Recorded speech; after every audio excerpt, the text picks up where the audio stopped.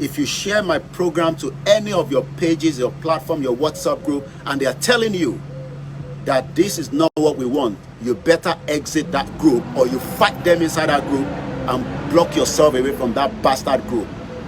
Anybody, whether you're influencer, whether you're artists, your actresses, it no go better for every single one of them. If you put any of the program of self-determination on any platform and they tell you to take it out, tell them it no go better for their papa and exit that platform.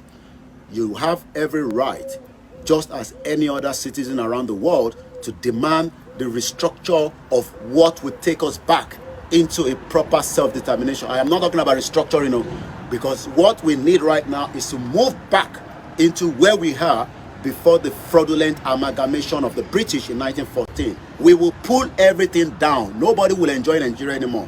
What will happen will happen.